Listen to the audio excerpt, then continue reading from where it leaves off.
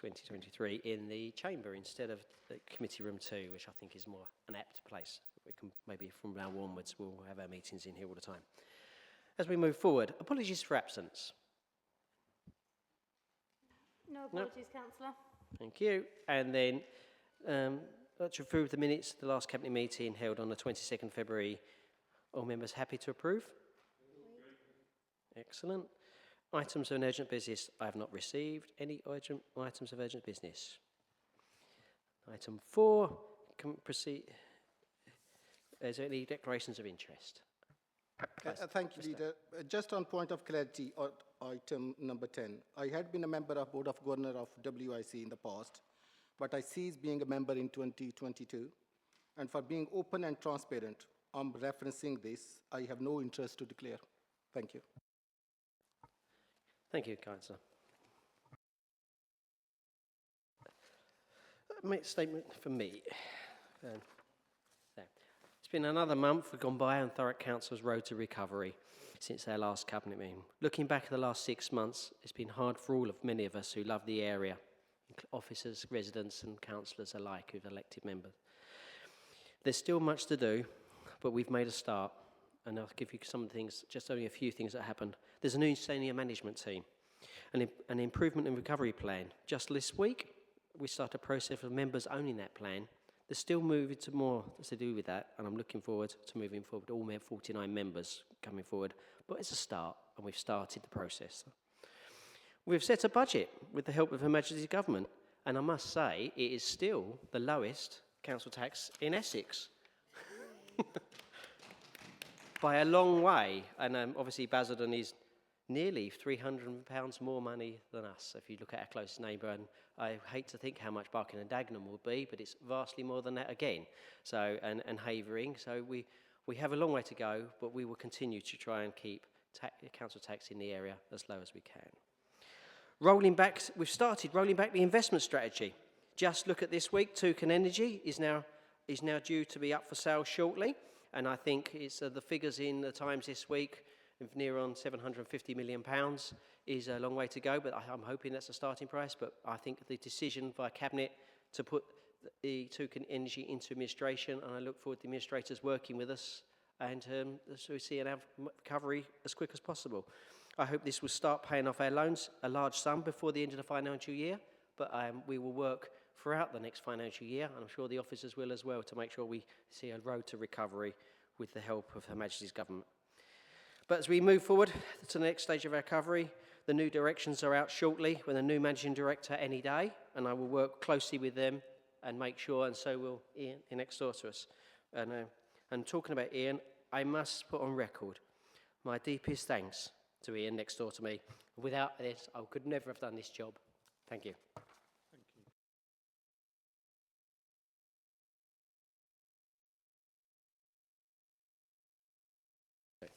Item 6, briefings, policies and other issues.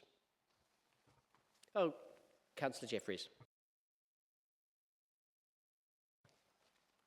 Thank you, Leader. I just wanted to clarify something that was in the budget recently, and that was the proposal for the WHRC to actually close 2 days a week and could potentially lead to some job losses. I'm delighted to say that the new team have reviewed this. We will be able to keep the site open 7 days a week, access by the public, and there will be no job losses, and a saving will be made as per the budget. That's excellent news. Any other members wish to say update? No? Excellent. Move on to item 8. Is there any item 7? Members for petitions. Any petitions received? No petitions received, Councillor. Excellent, thank you. Item 8, members from non-executive members. I see there's some non-executive members here tonight, but I believe they've already would wish to speak on their items that are coming up further tonight. Is there any other non-exec members who wish to say at the moment? No? Okay, we can move forward.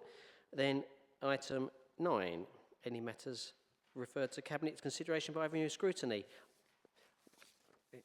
I think, again, there's some items here, but I think we'll take them with the members as we go forward tonight, and we talk at length then.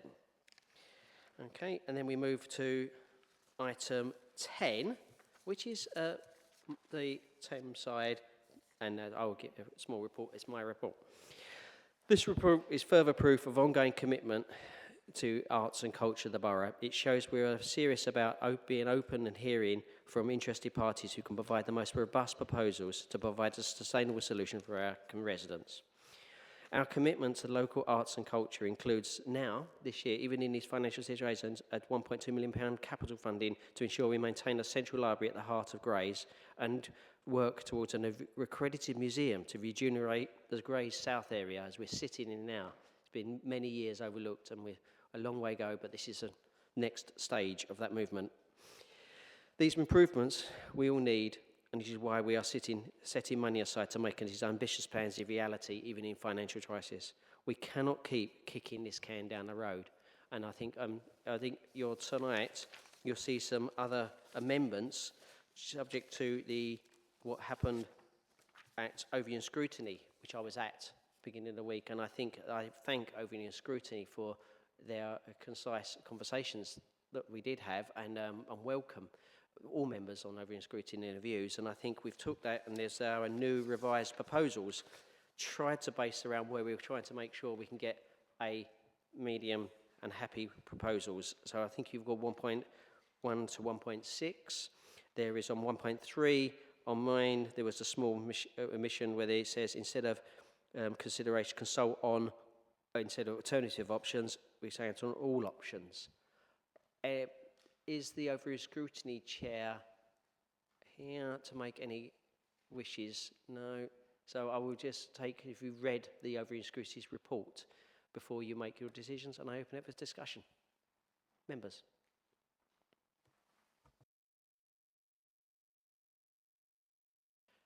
Councillor Spillman. Councillor Arnold then. Thank you, Leader. I'm really pleased to see that we're going to do a full consultation on this. And I really like 1.6, where there's 1.2 million in the capital programme to look at that whole consultation around relocation and what we can do to improve the offer.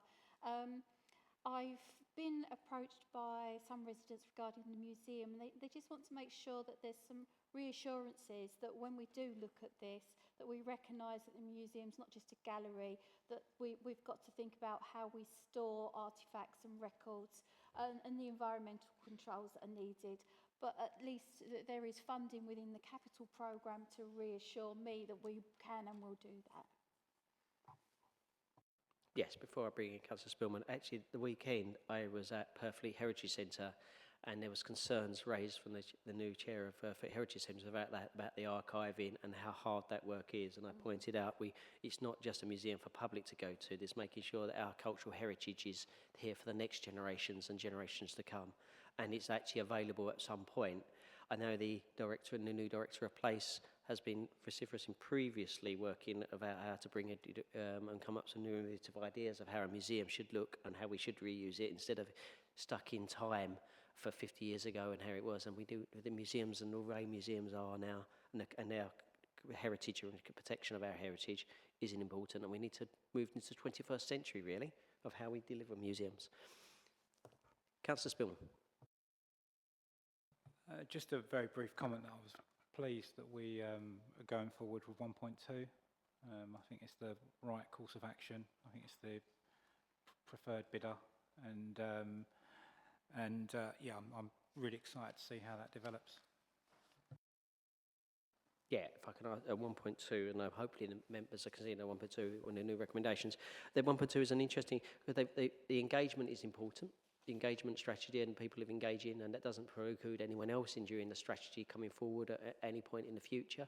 But that what does mean we've got the people who are doing with our culture at the moment, and I said at full council, with the questions to full council, that we will engage, and I'm glad that take that recommendation forward and change it slightly to actually make sure that it's in writing now instead of my words and my words at ONS, and it's actually there, so hopefully gives some confidence. What I cleared about, because I can say to blue in the face what I do mean, and people won't believe me, quite rightly, They've got to see the actions. And I think, oh, I can't do any more than this. But hopefully people can read what we're saying, understand what we're saying, and know that we're not doing things ad hoc and just for maliciousness. This is just how we've got to do. This is not news because of the financial crisis.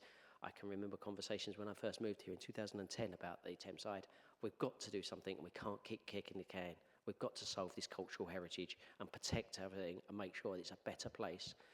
Thurrock has changed in 15 years I've lived here, and it's got to represent the people who are here now, not the people, not how it was stuck in time in the 50s and 60s and 70s. Councillor Bass. Thank you, Leader. I believe this report confirms, our commitment to improve and transform services, and probably the first time ever in history of Thurrock, we are undertaking consultation on options for delivery of cultural activities, not just in Grays, but across the borough. And another positive news, we all know where our museum is, it's in the basement, it's on second floors, it's on fourth floor, so it never had been made a serious attempt to kind of accredit this museum. So I think this new move will seriously show our commitment to get this accreditation. And on another very positive news, which is we have the allocation of 1.2 million to improve our library services, to museum services. So happy to support this recommendation. Councillor Snell. Thank you, Leader. I think it's important, and especially given that we've got your commitment forever to involve all 49 councillors, that the role of overview and scrutiny shouldn't be underplayed with this. It's gone through to scrutiny, and they've come back with a set of amendments that they would like us to make, and we've considered those.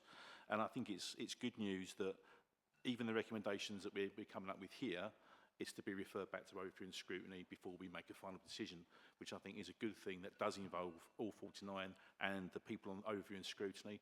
I think for too long, people thought, what's the point of overview and scrutiny if it's going to be ignored by Cabinet? I think this is a good example of overview and scrutiny working well and Cabinet listening and acting upon some of their wishes. And I'd just like to echo Councillor Abbas, is we have 1.2 million in the capital programme for improvements.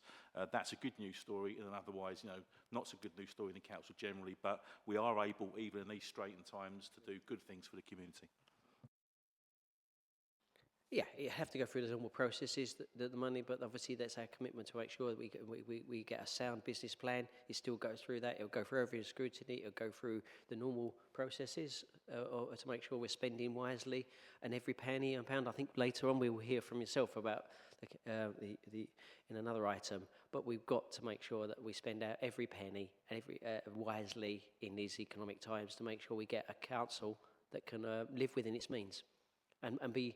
And this is it, but it's also got to do the job of being an elected council and an accredited status. I'm proud that from full council it was managed by a member of the opposition, and we're acting on it within 3 months to bring it to Cabinet today and then go into a consultation. That's a wise to the new directors, and I thank the officers and that to moving so quickly and getting this. So actually, hopefully the consultation then goes back to overview and scrutinies, and as we change our constitution in the next few weeks, I think this is a prime example of how we use scrutiny properly. And let's see this across all decision-making, open, public, and our decisions are decisions. Councillor Maney. Thank you, Leader. You were quite right when you said that we can't keep kicking the can down the road. At the very heart of this process is the cost of maintaining and running the Thames side. That's the whole reason we're doing this. We didn't wake up one day and said, oh, we're bored, let's close the Thames side. There is a burgeoning cost associated with running the Thames side and bringing it up to standard, and that's not going to go away. But when we were debating this at last full council, and it's not the only time I've heard it in debate, whenever that issue is raised, there is, it's in the report tonight, the cost of bringing the building up to standard is between 18 and 20 million pounds. There you go. That's the response. It's just dismissed. It's just dismissed. So the question I'm trying to get round to,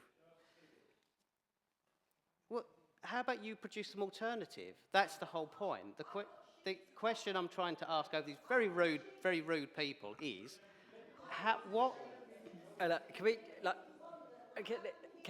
members of public, look, can we just let the member, he's an elected member and he should be heard. Then you can, he's an elected member, he should be heard. And then if you disagree with him, that's the democratic process. He's an elected member, he should be heard. That's not for an argument here. He's an elected member, he should be heard. Carry on, Councillor Maney. Perhaps they should have waited for the question, because the question I've got is, what confidence can we have in that 18 million to 20 million pounds? It's been so easily and summarily dismissed, but nobody has ever given me an explanation of why they dispute it. And the question, we've been told we have to, ask these questions, and I really do need to satisfy myself as a member of Cabinet. How absolutely sure are we that that ballpark figure is genuinely accurate? I was at ONS last week, and there was some actually in the notes you see, then we can actually get that. And I think there is an issue with that £18 million, and I think we need to be open around that and making sure what that's for, what we can do. That is over a 30-year period, and I think that is the next stage in this consultation process to see is them facts, because we've got to make this decision open, and we can't just really throw £18 million and not prove it. And I think that's what's got to happen. And I think we need to do that. I think the director has already said that last week, and we will be confident in their figures, and then we can disprove them. We can't do things in secret ever again. That is the point of Councillor Maney. I think, sadly, we all agree there. I think everyone in the room needs to prove that that figure is legitimate, and we dispute it in public. If it's disputed in public, let's discount it. And then that could be part of the consultation and why we're moving forward and not deciding to close now, because of that reason.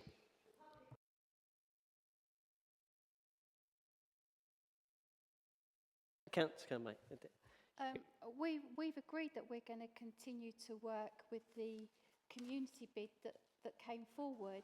Surely that forms part of that business plan, what we actually and what they feel those costs may or may not be, in that working out how to make the bid financially sustainable and viable. So I can't see why we're shouting at each other across a room when we've already said we'll continue to talk and look at options and discuss that like grown-ups. I agree. I think maybe the audience didn't quite listen to him to finish his statement, which was about the £80 million. It's disappointing, but that's how this debate goes about. And I think I'm bringing a new way of working, open, transparent, decision-making and honesty. And then I think that's what we're doing. What we do need is less emotive issues, less people being told the wrong facts. That's happened many years here. You see the DBVI preliminary report saying the same thing, that the financial crisis was not the reason for the crisis here. It was just a symptom of it. And this is a prime example. If we don't get people able to have democratic discussions, honesty, and have open and sensible conversations, we end up shouting at each other. We make bad decisions, because make decisions in private, which would be wrong. And that's why we're doing it in open, public, and going through a sound consultation process. Councillor Spillman. I must say, I'm hearing some rather potty language from a Councillor Byrne over there. You do know that you're allowed to speak at this cabinet. You know you're allowed to ask questions, and yet you've not done that at any time this year. So it would be nice if you could, if you've got something to say, why don't you come down and say it? Councillor Spillman, any elected members invited. That's an open conversation here. We don't have to speak to the audience. We're not Basildon.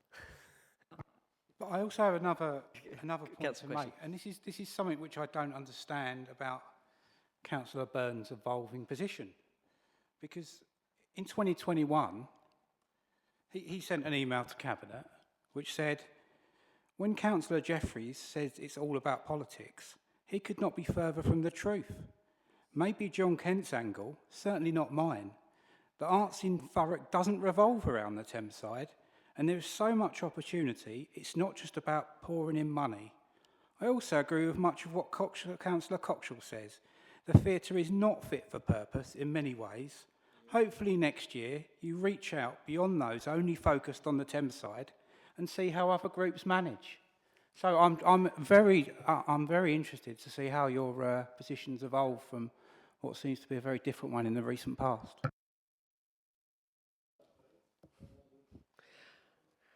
Right.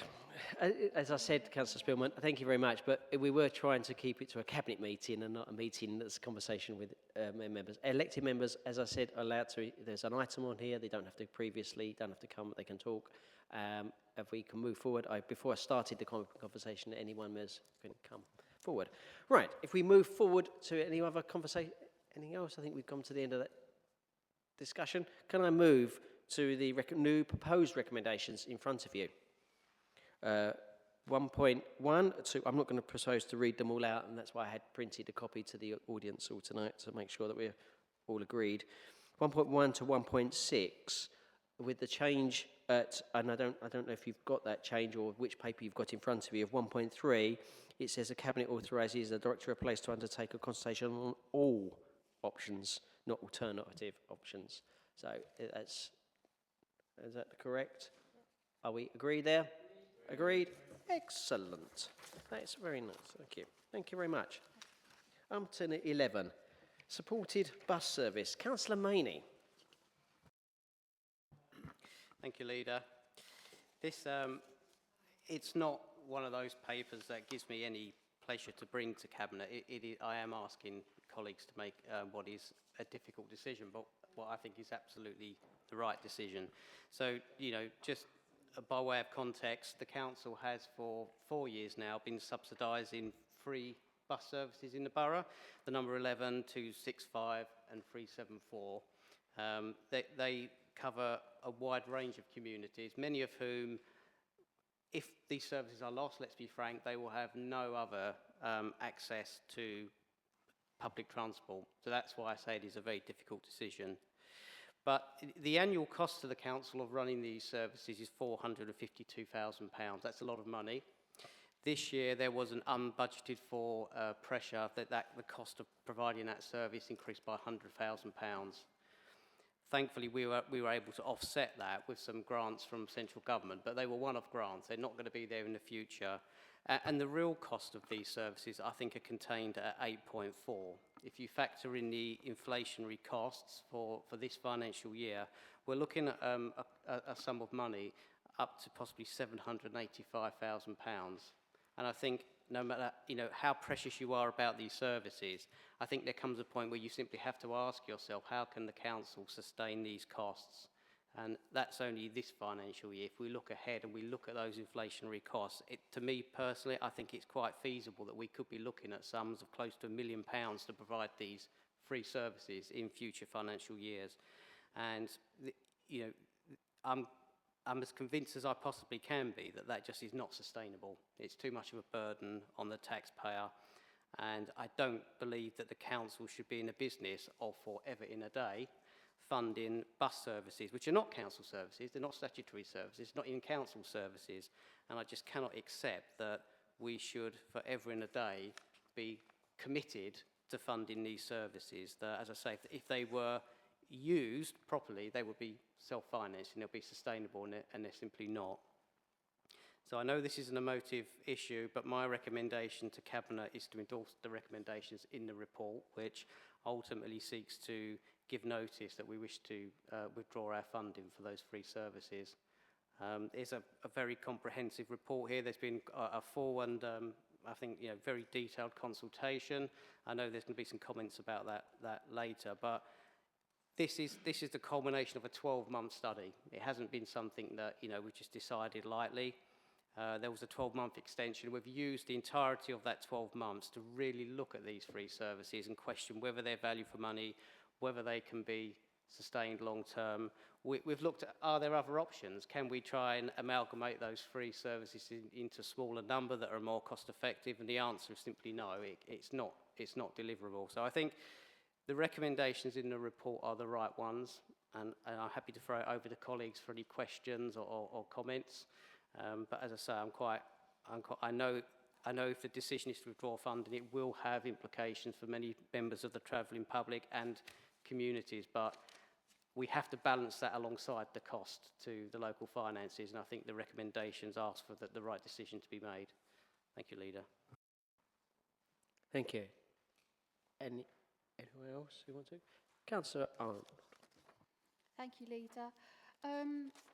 I understand that there was a lot of work that went into this, but for me, consultations in general, I don't necessarily agree that they're always good or that this one was complete.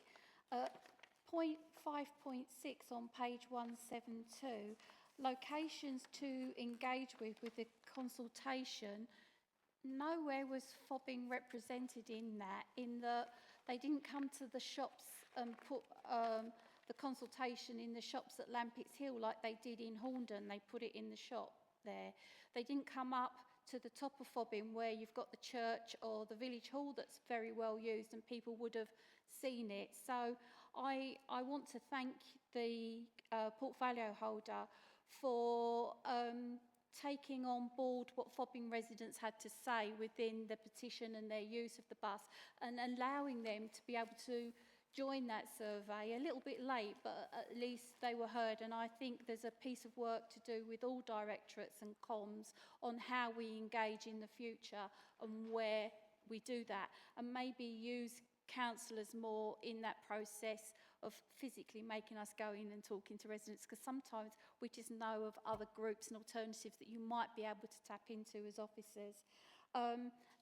Because of the residents' hard work in that, I thank you for the recommendation at 1.2 in that there is another bus that can give us a smaller reduced service and just sort of do a loop that I know isn't available to other areas, but I want to make a commitment with other councillors to work with you and the bus provider and officers to see what we can do to help with the transport to those other areas that now won't have that bus. Because for me, there must be something within a duty of care and like loss leader products in a supermarket that the bus provider might be able to look at their profitability as a whole and maybe find a more viable way to do a smaller offer to rural areas. So I'd like us to maybe continue to do some work on that for the future. Thank you. Councillor Johnson. Thank you, Leader. I do know the consultation did make the Alsip ward and all the villages were spoken to. Whether they feel they were fairly listened to or not is another matter, but I know I'm fully aware of the upheaval this is going to cause in my particular ward, but I just cannot justify the fairness of the spend on the rest of Thurrock's population. So obviously I will actually be supporting the recommendations in this report. But maybe I can just say to my own residents that I will continue to search for a solution as long as I'm an elected member to try and get something to run through the villages. Anyone? Any other member? Councillor May, did you want to answer that? I've got comments myself, but if you want to answer them too first. Yeah, I just wanted to come back on some of the points that have been made. In relation to the consultation, I think there is always a job of work to be done to see how we can reach the biggest audience. I understand, in addition to the consultation documents being left at these locations, I think they were they were supposed to be on the actual buses themselves, and drivers were handing them out. So I think on this occasion, I think we did go as far as we could to consult with people, but I agree with Councillor Arnold. We need to constantly review how we reach people and capture their views, because it was quite clear, despite doing our best to consult the travelling public, there were people at the very late stage who said they didn't know about the consultation. So clearly we had done something wrong there. In relation to some people might be asking, why is it that, fobbing has this new arrangement, if you like. I just wanted to come back on that. That's because that option was there. We looked at whether existing services could be looped into the communities that are going to lose public transport links, and unfortunately that option wasn't there. It did exist for fobbing, so we've taken that option. I wish it could have been extended to other areas, but as I say, that just wasn't an option. In terms of reviewing the transport needs of these communities that will lose provision, I think that is captured in 1.4, where it says that transport services will constantly review the transport needs for those areas. And I'm confident that if there is an option to get services back into those communities without placing any burden on the council, we will seize on that. And I'm certainly committed to it. I don't think we can just withdraw these services and say, that's it, job done. We do need to constantly review and see if there are opportunities that we can seize on to get those links or some kind of link back in place in the future. So that it's an ongoing process as far as I'm concerned. Okay. Yeah, come on. Councillor Arnold. Thank you. Yeah, one thing for me is we have the health and well-being strategy, we have the transport strategy feeding into that, housing, adult social care. We do impact assessments on equality. Health will start doing health impact assessments, but legally the wording around that is consideration and due regard, and it's very difficult when it can't be quantified. But also for me, is there something about when we're part in the planning committees and when we're approving plans and we get that 106 money, can we start to strengthen how that is spent to those strategies? Because if we can build in something around transport and 106 money for those areas, if there's a planning application in that area, that might just help to support some of those things that support health and support other parts of the strategy. I don't think we always join that up from planning, and perhaps that's something we could do. Thank you. That was a very helpful one. How the 106 is one of my pet problems. I think the previous leader had an issue with 106 and how we use 106 and where that's been stored. So we need to, I think, going forward, finally we need to come to a conclusion about what we do with that. Maybe that does need a bit of work for how we spend that and where we spend it and where the public knows we've spent that money for a development, especially we move to a local plan forward with our local plan coming forward. Now, I've just a couple of points. Obviously, we know First Bus have taken control of Ensign this week, and I'm glad I'll just let the members know that I will be meeting the new owner very shortly, and see if we can work together on a more stable footing with having one bus company, and Ensign are going to be just the still branded Ensign across the borough of Thurrock now.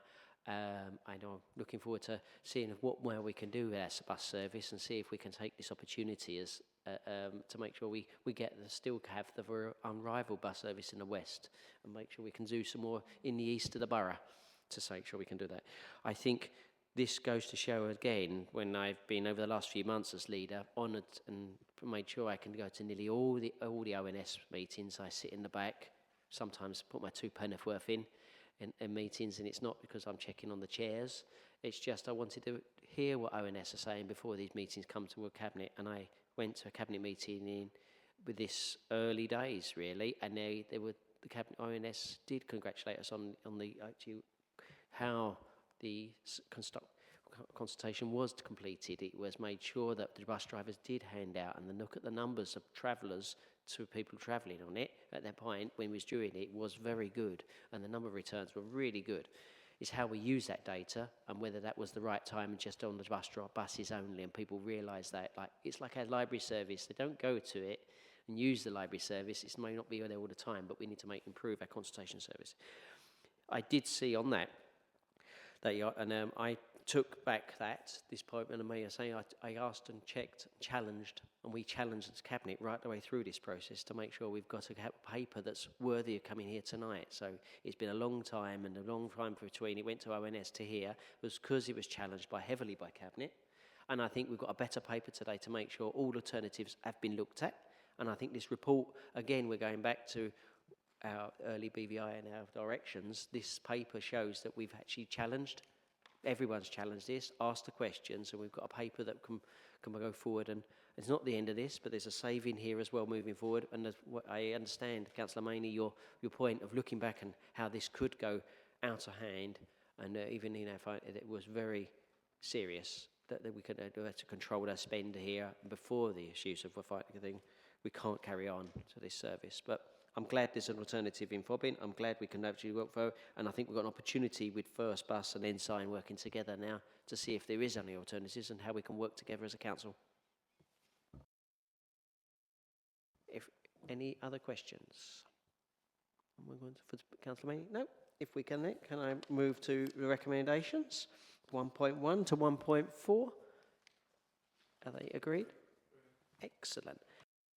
Now, with your excuse, before we come on to item 12, finance update and quarter 3, can we move to, and I'm going to put this on to you, Councillor Spillman, because there's a member here who would like to speak as well on the issue, and I'm keen to hear from the ward councillor at the same time. So could we bring yours forward slightly to item 14 to bring it forward, and when we drop, we'll come back to the mine and the quarter 3, just so More than Councillor happy. Redsill can More come than happy. More than forward.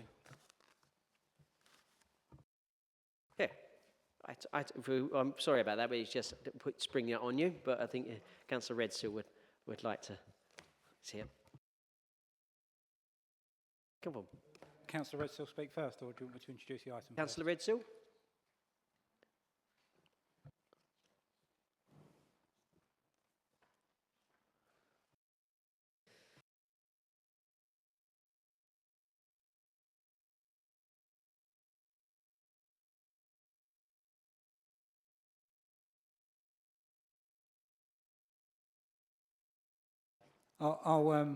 Councillor Redsill's here first, so I'll just briefly introduce the report to the gallery then.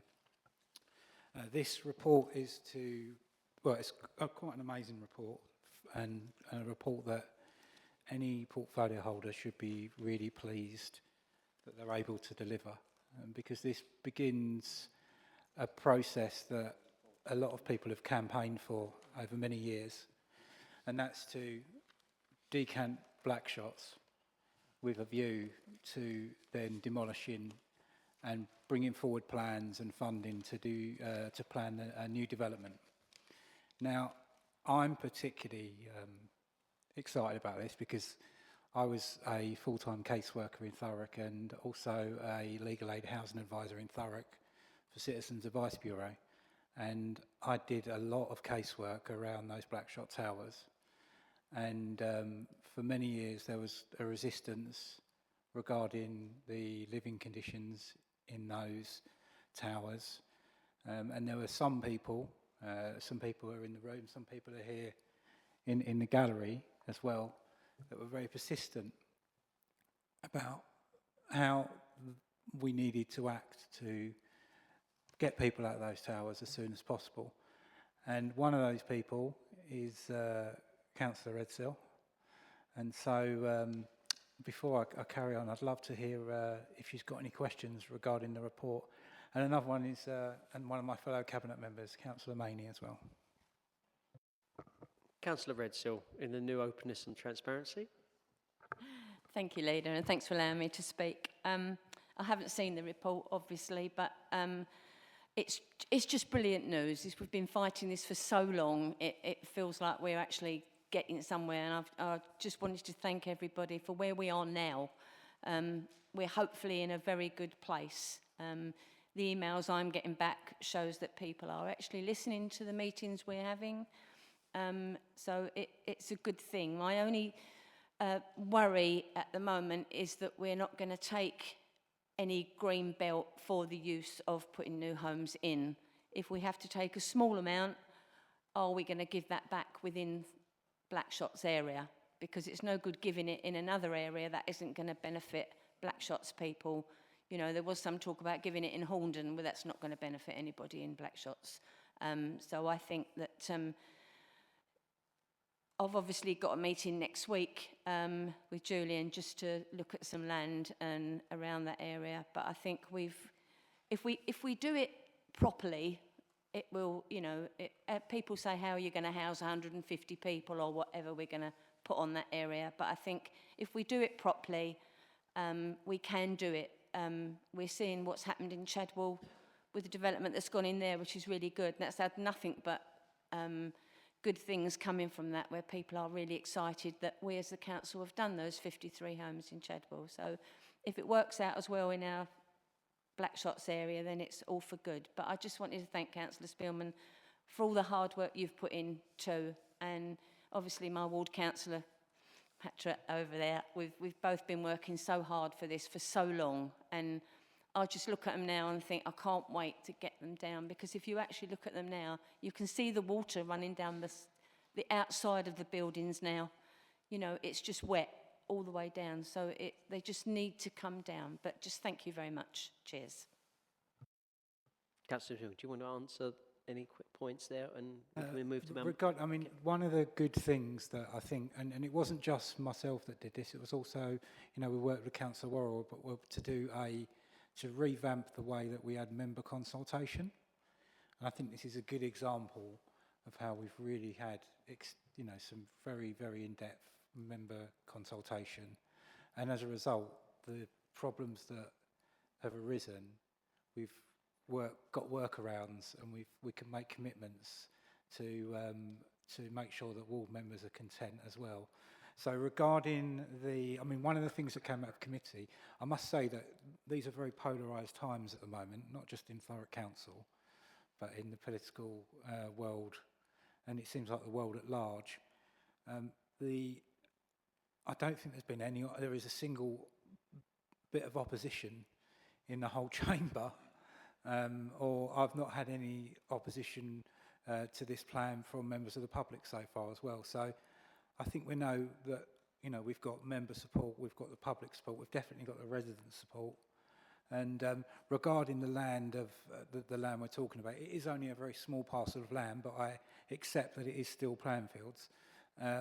The difficulty comes, of course, is that when you take down, you know, 15 or whatever stories, and you want them to be much lower, you're obviously going to have a wider footprint, and so that does produce some issues. But I know that it's been, you know, there's been a guarantee that every undertaking will be made to avoid the use of that land, and if it is used, then every effort will be made to re-provide that land within the Blackshots area.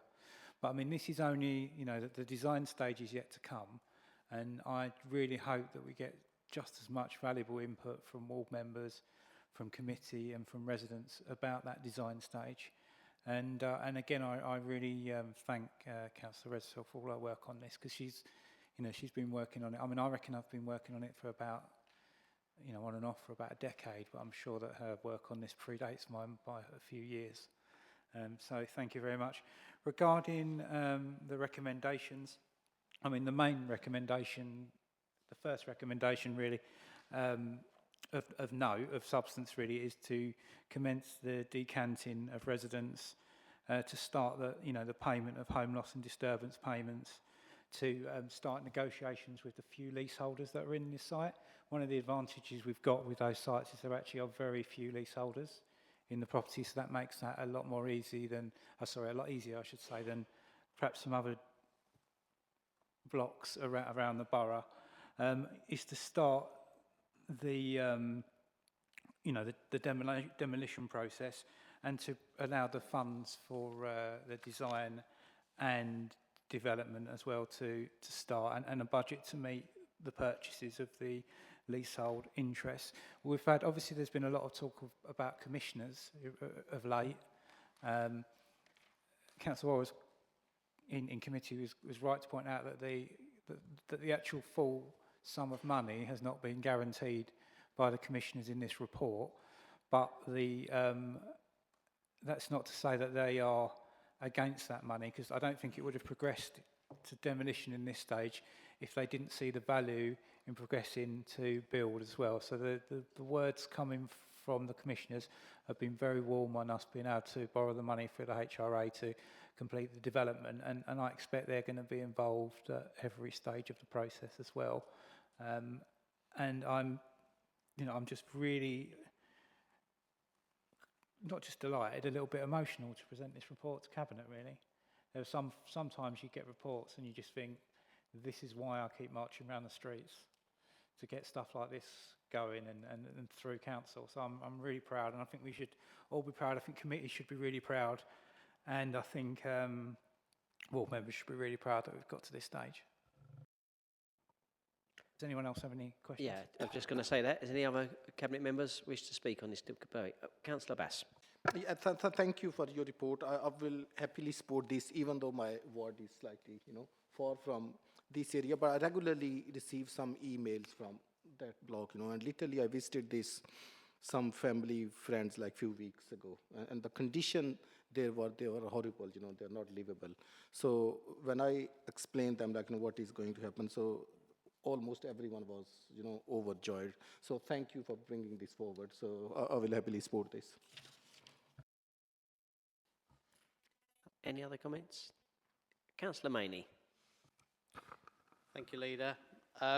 I think Councillor Redsaw said it all. It's been a long time coming. It seems like only yesterday we were, battling for these towers to be taken down, and were almost laughed at and told, inconceivable. We could never rehouse these people. This project's too big for a council of our size. Put it from your minds, it can't ever happen. Well, here we are. It's the first step. There's a lot of hurdles to go through, and we're by no means there, but we've taken that first ambitious step to doing something about these. I call them slums, and I don't think that's strong in it. They are slums as far as I'm concerned, and I'm so pleased that we've got to this stage. I echo what Councillor Redsaw says about the playing field. There is a slight issue there. It is a memorial playing field to His late Majesty, no less, and some tact around that. I think we need to just bear that in mind. But no, all I can do is say I'm so pleased we are where we are. But a final comment really is, I think we know the difficult situation the council was in financially, but I think what this actually shows is that we can still do really fundamental things. Anyone who thought that we were going to be reduced to, some kind of regional administration centre in North Korea or something have been proved wrong. It's serious, but we're doing real things that are going to change lives. This is a big project, so I just think that when you consider that we're doing this in the context of where we find ourselves, it shows that there is a future still for the authority, and that we can still do things that are going to transform people's lives. And I can't wait to see this progress. Thank you, Councillor Maney. I echo that, but there is we have to make sure that we do things, and we have to do things right, and the capital programme is a prime example of this. And some things we have a strategy to deliver a lot, and a plan to deliver a good things, few things well. And I think this is one of the few planned a few things well, and we need to have and maybe ambitious programmes and that in the past, and we need to make sure we do really deliver these high projects, and hopefully this is the first of not good ones that are delivered on time, on budget, and making sure we get the best value for the residents that we've seen. These are sometimes it's upsetting to see them tower blocks and some of the money, and there is a good best value, meaning a good cost for it, because the refurbishment of them is needed, and then also we actually bring something that's good for the next 30, 40 years without putting good money after bad. But that's why it's still value for money, and that's where it comes to. This is value for money, and it works both ways. So thank you. So can I move with that to 1.1? 1.11. Oh, he goes right over the page, yeah. Thank you for that. Yeah, definitely, let's wait. 1.1 to 1.11. Are we agreed? Agreed. Thank you very much. With that, we go. Thank you. Can we go back to item 12 now? Councillor Snell. Thank you, Leader. Okay, so we're doing the Q3 report, and to say that there's not a huge amount of difference from Q2, but there is some slight improvement, which is always good news. So overall, the position has moved positively by £28,000. And so it's very marginal, and the underlying deficit still remains at 452 million. The summary is set out on page 256 in the exec table there. The main risk we have to the position at the moment remains the delivery of asset sales by the end of the year. And the element of risk is the further sales of 3.6 million listed in table 5 on page 265. The risk is that the sales won't happen by the year end, but if they don't, then they're expected to roll into 23-24. So it's a bit of a timing issue there with that. So just to outline that the main movements, there's additional pressures between 2 and 3 of 2.33 million, but the improvements are 2.358 million, which is where we get the total of the £28,000 improvement, which is better than nothing at all. So to give you an idea of the additional pressures, they're all listed in Appendix 1, and they're total 3.054 million of additional pressures since Q2. The main change is the 22-23 pay award, which we agreed at Council in January, which creates an additional pressure of 2.78 or 758 million. This is then increased by the wider changes in service positions set out in the appendix, which come to a further 0.296 million. The total of 3.054 million is reduced by the remaining available reserves of 0.724 million to the 2.330 million. And basically that leaves us with a pay award of 2.758 million, other net changes of 0.296 million, which gives us a total of 3.054 million, which leaves us with less the reserves contribution of 0.2724 million, which is the 2.33 million. So a bit confusing, I know, but that's the additional pressures. So the improvements to the position, that comes from investment income improvement of 1.417 million and projected reduction in interest costs of 0.941 million, which is where we get the 2.358 million from. So there are no other major issues to note, and there's going to be updates on major projects coming along once they've been through to PTR.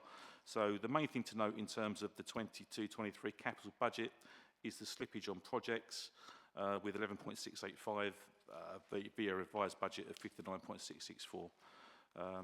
So the rest of it's in the report. I'll leave it there. Any comments from any other cabinet members? These are, yeah, I will start. These are always a look backwards, but and we're going through some documents, and that is a concern to me that we get the asset sales in. And obviously, this is early days since this is just the very first start of my leadership and the new cabinet, and I understand that. And hopefully, we will see improvements as we go through. I'm glad that these are coming at pace. We have weekly cabinet members, so we are fully aware of that. And yeah, that we will hopefully that we will see an improvement. Will we see an improvement in Q1s and the Q4, or are you expecting the same?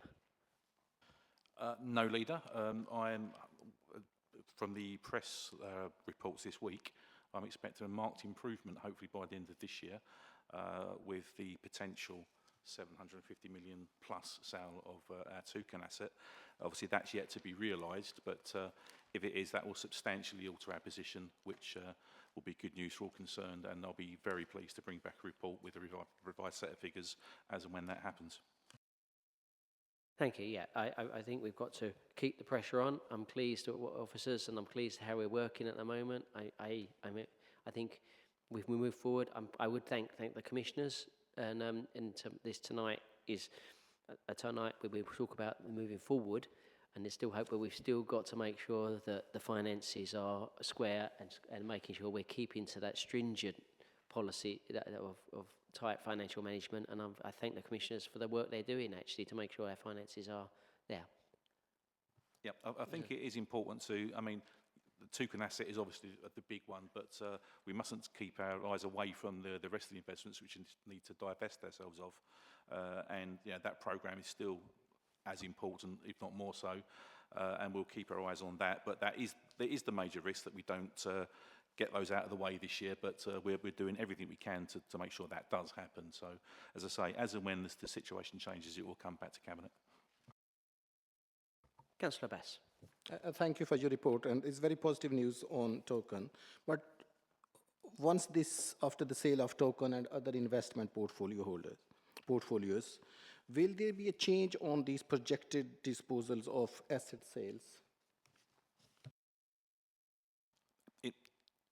Essentially, I mean, in terms of, well, we have a plan, so I don't see that we should that will change anything, because even with the sale of Toucan, you know, we still have a position where we do need to divest of assets.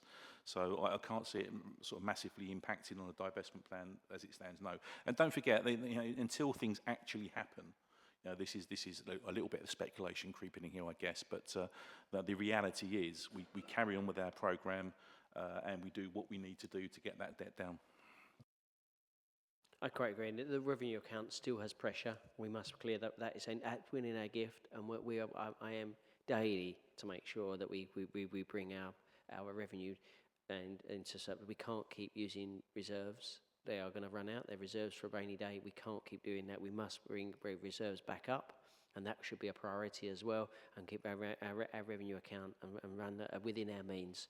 And that'll be a good day. And it's not going to happen in 1 year, 2 years, but we will get there. I'm confident now, more confident than I was on September 1st, but we must abide by the directions of the of the September the 2nd to reduce our debt and pay it back. And that's what I think is only a good Conservative should be doing, is pay down and pay our debt and live within our means. And that's what I want to do as leader. Is there anyone else, or does the Finance Officer or the Commissioner wish to say anything on this item? Are you happy? Nothing from me, Leader. I think Graham's covered it. I'm happy to answer any questions if Graham, had any further ones, but happy as it stands. If not, I can move to the recommendations then. Any other questions? 1 to 1.3. Do we agree with the recommendations? Agreed. Excellent. Thank you very much. And now we move to myself, and obviously this is another exciting item, but maybe only for me and Karen, who's sitting here, because at ONS last week it seemed to whiz by, and I think it's a major change in our devolution. I want to bring it back in a way of being open and honest in the conversations I'm having as leader over these with my Essex colleague, leader, and the Southend colleague. We've been having numerous meetings over the last few months, and this was like cabinet approval. It's already gone through Essex cabinet, and it's gone through Southend cabinet and a full council. This is, may I iterate really, that this is not a decision. This is a decision to move forward with an expression of interest. We can see the advantages of this, but we've got to make sure that we don't lose our identity as the Borough of Thurrock. This is not a local government reform. This is a layer of devolution from central government and pooling resources amongst the three of us in Essex to improve Essex and to punch above its weight. It's a great county, and we are part of that as well as being a part of Thurrock. And I think long may it continue. We've got some great opportunities. I must say, I've been working with my all colleagues over the last, and I've led a work stream with Karen, and we're both here tonight, and then the leaders there, and it's been working very well, and I think it's been an open conversation. I've had conversations with my colleagues across South Essex. I will continue to do. Just to let you know, I will be meeting the Minister tomorrow with my other colleagues from Essex and Southend to update the ministers. And last week I was updated all members of Parliament who wanted, for an event to make sure that members across Essex understand where we're going. Reiterating again to everyone, this is not a decision to become a mayor. It's not a decision to share pool resources to become a Tier 2 combined authority for Greater Essex. We're just expressing it just to see if this is the wishes and what we would be able to get and what the advantages for the Thurrock and the wider Essex community and businesses across and residents. And we won't move forward in any way if it doesn't help residents and people like me and you and members in here who want to move forward. Any questions? And myself or Karen can answer anything we need. Councillor Bass. Thank you for your reports. My concerns are this report shows mostly the benefits of devolution and not the costs involved in terms of council tax issues and relating to local services. Can you please explain how, obviously this is expression of interest, sorry. So what would be the impact of this? Obviously it's too early at this stage. I think the advantage of devolution is a large amount of could be up to £1 billion that the government will, over a 30-year period, is offers on the table. But there is obviously going to be a cost. There'll be another precept for depending on if we go to a level 2 or a level 3, which is a mayor is a level 3, and we'll have a mayor for Greater Essex. But that is the opportunity to think on what that cost would look like. There's a small precept, but precepts go up and up.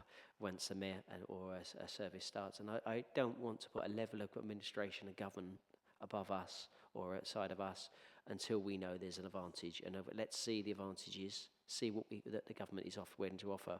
But if you're not in the room, you can't get that conversation. And that's what we want to do. We want to be in the room to understand the conversation, understand what's on offer. And I gave my word, and this is where this paper is. It won't be doing into all 49. It's gone through a good scrutiny process here. And I reiterate to members and the public, just because Essex County Council are our commissioners and commissioners, there's a complete church and state between the two conversations. This is we've had conversation with the commissioners wish to leave the room while we have a conversation here. We are sovereign in our own rights numerous times, and it's been expressed, and this has been done. We can bring this paper with no connections, and this is our decision to make, and we can have to make our decisions if we wish to go along. But at the moment, I can see advantages, and I'd like to see the expression of interest, and I hope you can support this. And that ovarian scrutiny didn't have any objections to that, but just with the risk that you mentioned there was that, and I think we would make sure that it's worth it before we can actually see an extra cost on our council tax. Councillor Bass. Sorry, thank you. Just on point of clarification, can you please clarify, is this devolution talk linked with somehow or in any way with intervention? I can categorically deny there is no. This is before intervention. It's been on a conversation for many years, and it's never got off the ground in Essex because of the working together. I can see that's the best we've seen with other leaders across Essex and South Essex have worked together because we understand there is an eventual saving for us working together on some of this. I can't see any reason why. We have a skills agenda for Thurrock, a skills agenda for Southend, and a skills agenda for Castle Point and Basildon, which is next to us and across Essex. That's 3 different documents that we need to actually deliver, and we could see some advantages working together. But I want to make sure your point of words, there's no cost to the general members of the public if we don't see there's an advantage. We won't be moving forward. But at the moment, expression of interest means let's see what's on the table. And we don't want to take that off. Councillor Snell. Thank you, Leader. Just looking at the notes from corporate ONS. Too late. Sorry, Councillor. I'm putting seniority on him anyway. And looking at the notes from corporate ONS, and there clearly were some concerns about the different options. But I completely agree that unless you're in the room talking about them and finding what they all mean and how they relate to us, then there's no decision to be made. And I think if we're not there, then that's an opportunity missed all round anyway. And it's clear that the way of travel is towards some kind of joint authority somewhere down the line. So I completely back the recommendation. We do need to find out what the pros and cons are for each of the options before we can make an informed decision later on down the line. Yeah, I think we need a recommendation to ONS. There was, shall we stop? Shall we remove ourselves? And that wasn't the recommendation from ONS. I think the concerns are our concerns, all our concerns. If we have an elected mayor, what this costs and what we lose in sovereignty here, and what the costs will be for that, and what advantages. But let's see the advantages of where these levels go. I think there is no advantages in a level 1, but there is some advantages in level 2. And someone's got to prove to all of us what would an elected mayor, what the costs be, and how would that make sure. I want to make sure. The question I ask is, in private, and I'm happy to say it in public, how does our Freeport, when an elected mayor, challenge when a business wants to come to the Freeport East? Because we'll have two Freeports in Essex. We'll have 2 airports in Essex. How does the airport in Southend Airport compete against Stansted Airport? These are questions that we need to bring out during the expression of interest process to answer these questions, and how can we bang the drum for South Essex, which we've been doing over the last 5 years with a seller, and how do we make sure we move forward with them recommendations and make sure we get the best and amount of government money to help regenerate and improve the area of South Thurrock, the great area where we live. Councillor Spilman. Yeah, I'd just like to, as a constitutional monarchist, I am within a constitutional monarchist party. I am amazed that there'll be any enthusiasm for a mayoral system, which is essentially, a president with another chamber. I mean, we see. I mean, just locally, I think it was Croydon. We see how at points where you need unity, you can end up with just you know, just with no action as a result of having the mayoral system.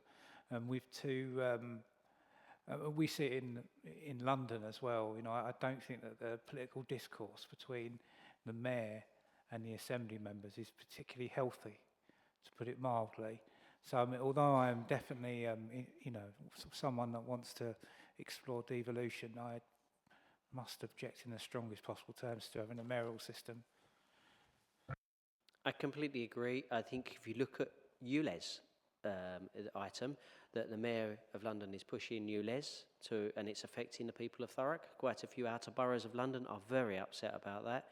And the government says, the government policy is quite clear. Devolution means that you can choose that locally. They've elected a mayor that wishes to bring in a £60 a week, a £3,000 a year charge. But that is the democratic process. And there'll be elections next year to decide whether that was the process that the members, that the general public want.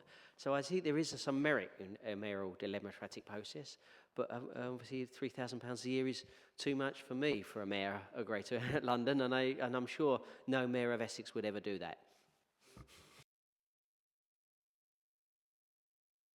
Any other questions? With that, can we move to the recommendations? Yep. 1 and 1.2? Agreed. We can move on then. Thank you very much. Now, I think Councillor Carter is also wished to speak on this item as well, because reporting back a verbal update from last night's. I was at an enjoyment. I spent with the ONS committee last night. But if I get Councillor Johnson to introduce, and maybe then before we open for general subject, we can Councillor Carter as chair can give her his views from Councillor Johnson. Thank you very much, Leader. Won't take too long. This is a very good story for a couple of reasons. We are expanding a school, and B, it's arisen from our pupil place plan, which proves that we are on top of that, and you know, we are looking forward, and we know where these needs are coming from. The £3 million is going to come from the DFE Capital Basic Needs Grant, and I'm assured it's inclusive of all the architect's fees and any other disbursements. So other than that, I will leave it open to any questions or comments from my colleagues. Councillor Carter, would you like to give a report of what happened at ONS for this item? Yes, thank you for having me, Chair. It came to scrutiny yesterday, and it's right there. It went through the scrutiny process before it came before you at Cabinet.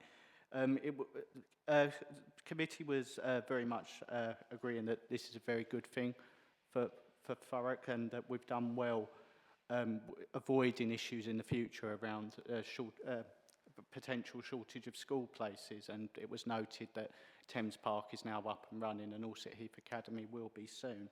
The only change to the recommendations was, but that was more for committee than to be brought here, was that this comes back to overview and scrutiny throughout the process, and I was happy to propose that, and Councillor Anderson second. Just to say, I'm fully in agreement with what was discussed there on the recommendation. Okay, so can we open up discussion and then we'll conversate? Councillor Arnold. Thank you, Leader. Just because of our current financial situation, and to sort of like reassure parents, you said there that there's the 3 million to do the extension on classrooms is a grant, so that's ring fence protected, is it? And so we will be able to expand the schools regardless? It's a really good question, Councillor, and yes, it's from a capital basics need grant from the DFE. But I will reiterate that because of our current financial situation, it does dictate that there's no scope for overspends. That's why I said this includes architects' fees, it includes all the disbursements. That's what it's going to have to cost. But that money is there and will not be touched because of our financial situation. Any further questions? Councillor Bass. Yeah, thank you for your report. I think this report shows, like, the Conservative administration is making very positive decisions despite these very difficult financial situation. You're making decisions to invest in our schools and to create more school places. So this is very positive, and I will fully support this.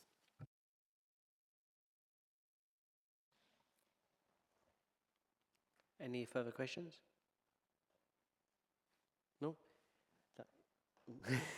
Okay, obviously, I was at ONS last night, and I think I would just try and get some change. I know it's because it was very quick in 24 hours and we didn't get any paper, but I think the ONS were wishing to make sure they, because of the issues we've had with projects and keeping an eye on projects and not being updated on project costs as they are on run, they keep an eye on that. I suggest we had this on the previous reports to coming back on the Thameside reports, if you have a look. So I may suggest a report on this recommendation was brought back to Children's Owen Every Scrutiny Cabinet and Cabinet on completion of contract. So the contract negotiations or in them same. I'm just asking for. Is that okay? So a report on this recommendation is brought back to Children's Overview Scrutiny and Cabinet on completion of contract negotiations. So then we keep going on that, and then we can actually, on that one, we can then move forward and keep on track on these costs to make sure that these costs are in the open continuously. I think we've had too long where projects are not gone back to ONS and there's no instruction to come back, and we make sure and it's £3 million, it's grant, but it's still money that we should keep an eye on where we're going, and we keep getting that school. Because I remember Tilbury Pioneer being closed for many years because there was no windows in it for nearly 5 or 6 when it didn't get completed. So is that, I'm looking for my legal officer. Thank you, Leader. Yes, so that will be the new recommendation 1.5. Thank you. Yep, that's fine. And Leader, if I am still the portfolio holder when this comes back, I would like to actually go there and present it myself, because it's a very, very well run overview of scrutiny. Thank you very much. I think the chair would appreciate it. Okay then, so we went 1.1 to the new 1.5. Great, thank you very much. Okay, and then we move to Councillor Johnson, item 16, Children's Transport, 1-year extension, current framework. And then I will bring Councillor Carter in after the presentation to video. Thank you, Leader. This is firmly part of what I would call our service transformation, and it gives us the time to look at the market and ensure we do decide on a good longer term, or the best longer term plan that is out there, and it is the correct one.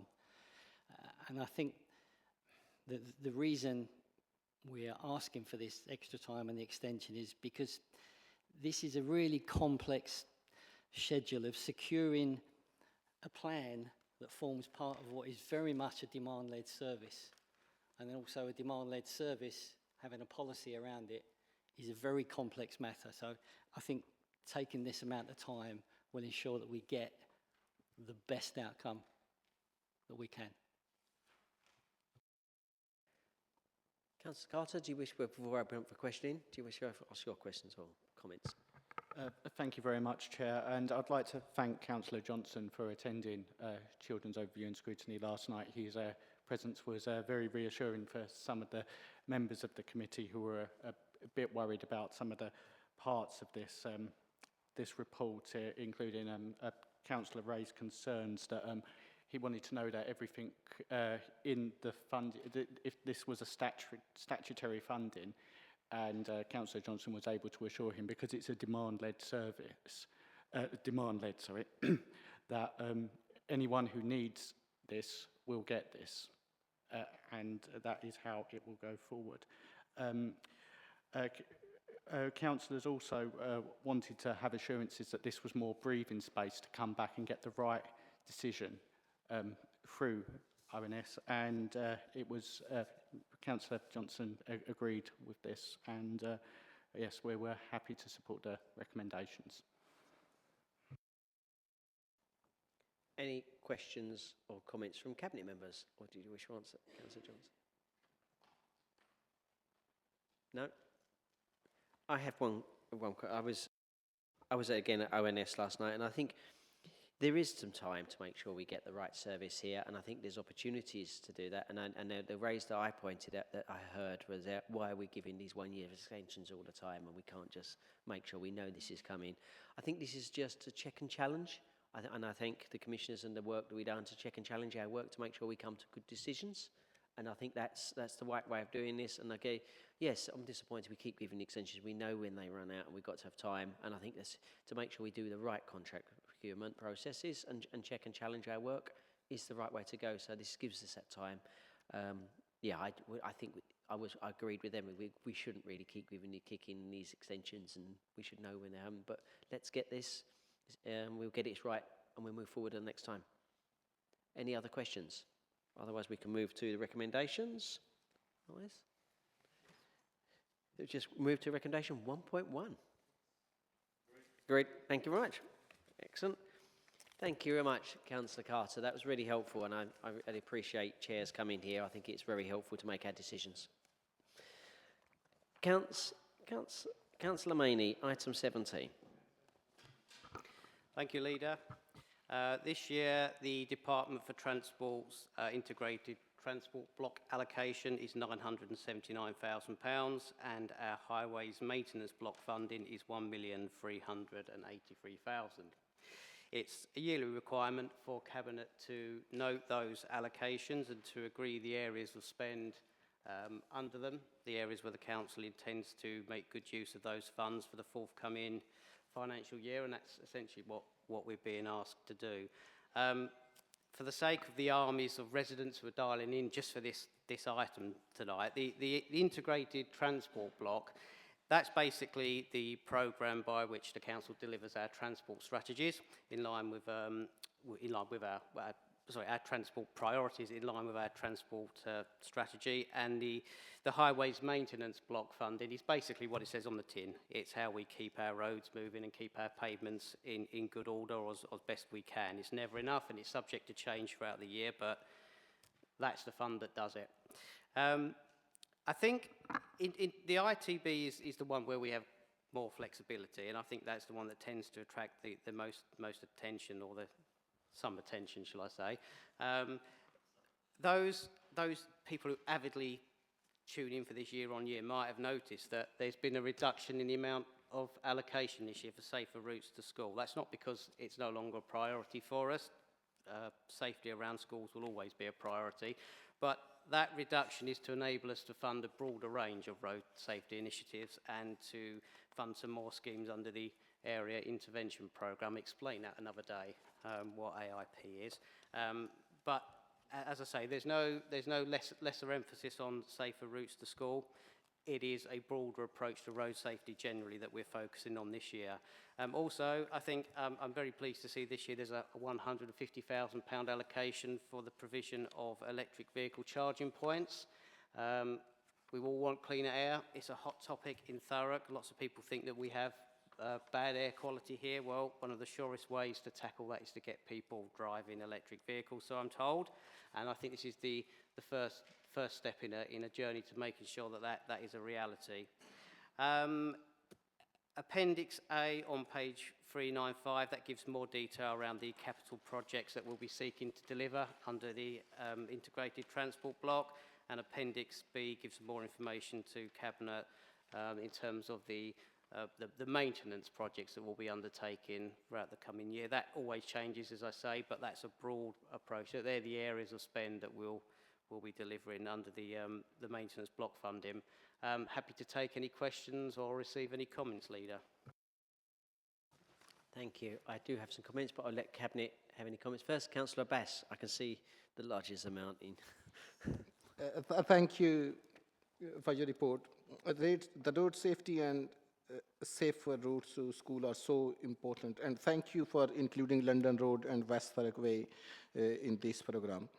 Obviously, we have already a strategic group to address issues of car cruising in West Thurrock. So how will this, your plan to invest in West Thurrock Way will help to tackle this car cruising on West Thurrock Way? Samani. Thank you, Leader. Well, first of all, thank you for highlighting that. You're quite right. The council has committed to fund a feasibility study this year from the ITB to see what potentially we could do to tackle the car cruise in West Thurrock Way. I need to, again, place on record my thanks for your campaign. You've done yours more quietly behind closed doors and delivered results rather than, you know, making a song and dance for political expediency that doesn't really go anywhere. But, you know, that is there through in no small part because of your dogged and tenacious campaigning to you know, make the council take some ownership. And that's what we're doing. So there is an allocation this year in the ITB for a feasibility study. That will then inform the options that we might be able to bring forward to tackle the car cruise along West Thurrock Way. So I welcome that. And you mentioned as well road safety in West Thurrock. There is a sizable allocation for road safety schemes in London Road this year. Again, I know you've been very vocal in campaigning for that. That's a real opportunity. How long have we been talking about HGV problems and traffic congestion and such like along London Road? It's a decades-long problem. Well, now there's a sizable amount of funding allocated to hopefully tackle that. So, yeah, thank you for your support with that. Any other questions or comments on this item? Yeah, I've got a couple. And the EV charging is obviously a pet problem, and I do see. I look with envy in Braintree and the new Braintree facilities there, where you can charge your car in 15 minutes, have a coffee, sit and wait there, do some work, and then move on. And I think there is a need in the borough here, especially here where the air quality issues and how to make sure we can't get people moving over to change of colours until we actually do it. And that's why I disagree with the Mayor of London and his ULEZ charge, because he's too quick here to actually do that. We've got to get the facilities here to make sure people afford a car and change a car before we can do that. And it's not just a money-making scheme. £3,000 a year is a lot of money for people to pay, and until the government does its part of it, and we weren't doing that, I think the Mayor of London is disappointed. He's a little bit too early, and I beg him again to think again about ULEZ and make sure we all agree with air quality. We've just got to do it in the right way to make sure our residents are not funded by that. Councillor. Any other comments before we move? Oh, Councillor Maney. No, I just wanted to echo what you said, Leader, about ULEZ. ULEZ is about pushing London's problems onto Thurrock. This is about not shifting the problem to another area, pushing it onto our neighbours. It's about trying to address that. ULEZ won't lead to clean air. It will lead to worse air in places like Thurrock. So you're right to highlight that. Again, I can't not take this opportunity to implore the Labour Party and the London Mayor to rethink this unfair and unnecessary tax on motorists. You're right. If the Mayor wants to clean up air, he'll invest in measures like this. Again, Thurrock is leading the way. We're not taxing our way out of a problem. We are investing in something which is going to see long-term change. Yeah, thank you, and I congratulate and I go back to how we do that in Essex. The Essex have done that in a lovely Braintree centre, and I think I look with envy at that, and I think we could. This won't come to that, but it's come some way, and we need to bring private investment here to help us, and this is the start of government investment to actually make sure we can then move forward with actually getting some private investors as we move that. And conversations with other developers and owners of cars, Fords, and Tiva, the electric trucks. There's great things happening here to actually green it. We need to green the Thurrock, not keep the jobs, but make them green jobs. And that's what we feel we do here, and green their cars. Thank you. So with that, we can move to the recommendations. 1.1 to 1.3. Thank you. Then move to Councillor Arnold. So you had to wait to the end. Item 18. Thank you, Leader. This report is a little bit different in where, I'm actually recommending Cabinet waiver the need for tendering for provision of care homes and supported living. This isn't actually that unusual when it comes to social services in local authorities due to our size. Because unlike something like Essex County Council, where they have a structured framework with hundreds of providers, locally in Thurrock we have about 20, and some are quite small. some larger than others, and we use all of them, and we've built really great relationships with individuals, with providers, and by waiving the process and allowing us to continue those individual negotiations, we'll carry on getting to provide good choice, quality choice and care to residents at a good price, because we're not tying up those small providers in huge amounts of red tape that they've got to employ somebody just to get through the tendering process to then put that cost on us later. Excellent. Excellent. Any comments? Councillor Johnson. Sorry, just to try and clear it up, Councillor, so what we're really saying is if we didn't do this, we'd actually be spending more money. Am I correct? Yeah, absolutely. What we do is we make sure we're getting a good price by benchmarking ourselves against others, and we're a couple of £100 cheaper than some providers per week, that is. So, yeah, it does work, and there's a great support network for both sides. So we keep the quality by the fact that they're rated good and excellent on assessments, and if they're in a bit of trouble, we can go in and support them and help them through that process to improve, and likewise they then help us with the provision and costs. Any questions? Further questions? Councillor Johnson, does that fit? Yeah. Councillor Arnold, yeah. Someone? Councillor Bass. Thank you for your report. So how confident are you that we'll be getting the best price and best services for our residents? Price, I think we've just talked about with the benchmarking and working on those individual things. The quality, I can't stress how, I don't want to say how small some of the providers are, but how important the relationships are and the type of support and care we have. Some of our homes are actual like homes, they're small, and like for instance during COVID what we found is that the provider actually said, I can't stay at my home, I'm moving into my other home, and they moved in with their residents because they are family to them, and they became a bubble and a support network for each other within that home. I'm not sure we'd get that if we were on a framework with hundreds of providers. That comes down to those individual relationships with officers and providers. Okay. Any other comment? Okay. Move to recommendations 1.1 and 1.2 on page 427. Do we agreed? Excellent. Thank you. Item 18, renewal contracts, home care and supported accommodation providers. Councillor Arnold. That's 19, 19? I thought yeah, oh, yeah, sorry, 18. Yes, over to 19. Yeah, don't we talk? Yeah, sorry. Yes, so this is the commissioning report for domiciliary care and unpaid carers. This time I'm actually asking for an extension to the existing contract, and it's a 2-year extension. This is one of our biggest areas of contracting within adult social care, and it's imperative we get it right for today and future provision needs. So COVID set back the public health data collection that informs our other services, and so that's put the collection back a year. And so in the process of the adult transformation programme that we've got going on within our adult social care, that also COVID stopped that and set that back a bit.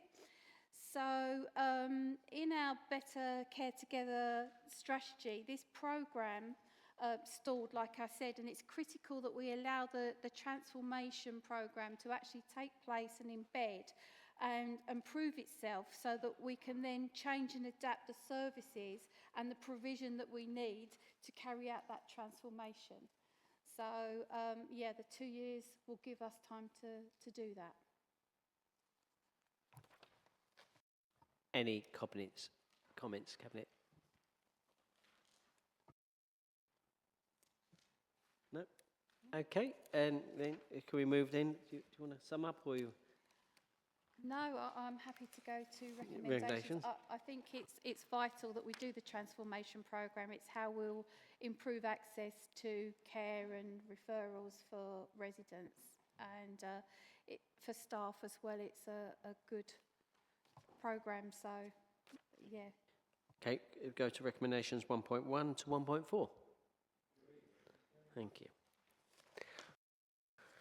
Item 20. Now, item 20 does have some excluded items, so I'm proposing really not to exclude what's left of the members of public and press for this item. If you want to, Cabinet, move in... Can I add to that so that to clear that up for you? Yeah, if we want to, then let me know, but after Councillor Arnold, and then we will do. But I'm wishing to be as open as possible, and so if we can avoid comments on them items, that'd be helpful. Councillor Arnold. Yeah, the piece really that's in pink is to the percentage share of contracts to providers. It wouldn't be right for other providers to know what percentage others have. So providing we don't talk about that, because that's the exempt bit, then we're okay to talk about the rest. That's my understanding. Yeah, that's what I was just saying. If they wish to discuss that, we will exclude the members of the public and press, but I'd rather not. Okay. Councillor Arnold. Thank you, Leader.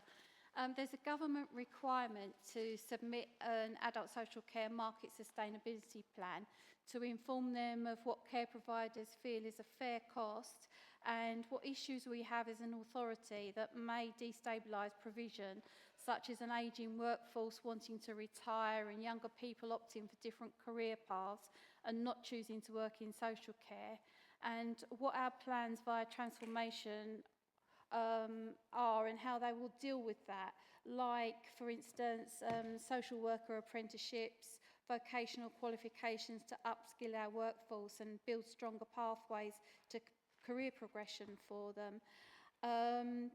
There's HOSC, Councillor Apothecary pointed out that on page 466 of the pink paper, there's a bit of information around the uplift that isn't there. So she felt providing that bit was taken out until we did a bit of further work, she was happy to agree the recommendation.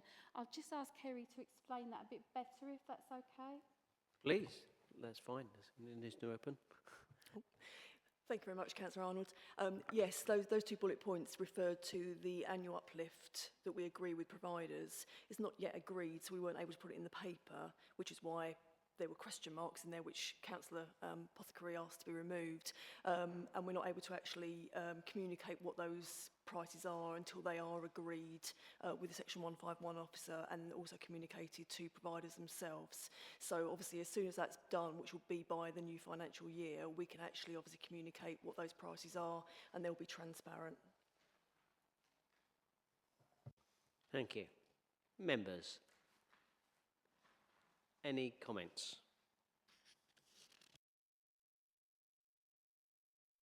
Councillor Johnson. It's probably a question more to go. Sorry, it says here that we have agreed the market sustainability plan, blah, blah, blah, but not to talk about the pink papers. But it goes on to say that this must be published on Thurrock Council's website. What, does that happen after it's gone to DLCG, or what were they called now? Yeah, we've got to submit by the 27th of March, but they won't be published until we've actually, or the details in terms of the uplift won't be published until we've actually confirmed those details with providers. And that's by government direction, is my understanding. Councillor Arnold, do you want to comment? No. Further comments? No. Then I'll move to the recommendations. Page 438, and yours at 1.1. Yeah, just 1.1. Yep. Agreed. Agreed. Thank you. With that, there is no further business to conclude tonight. I will close the meeting at 8:34.